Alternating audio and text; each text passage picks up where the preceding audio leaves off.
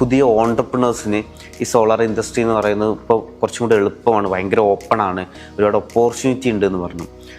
എങ്ങനെയാണ് പുതിയൊരു ഓൺടർപ്രണർക്ക് വരാൻ പറ്റുക? ഇതിലെങ്ങനെയാണ് ഇൻവെസ്റ്റ് ചെയ്യുക, എങ്ങനെയാണ് സ്റ്റാർട്ട് ചെയ്യുക, എങ്ങനെയാണ് ഇതിനൊരു ഭാഗമാകാൻ പറ്റുക?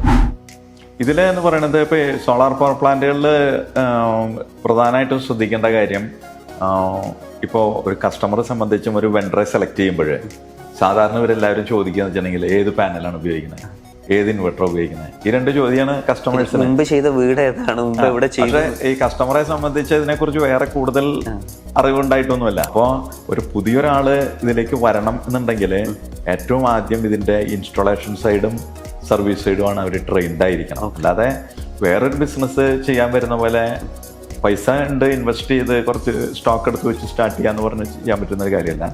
ടെക്നിക്കൽ ബാക്കപ്പ് വളരെ ശക്തമായിട്ടുണ്ടായിരിക്കണം. ഏറ്റവും ഇമ്പോർട്ടൻ്റ് അതാണ്.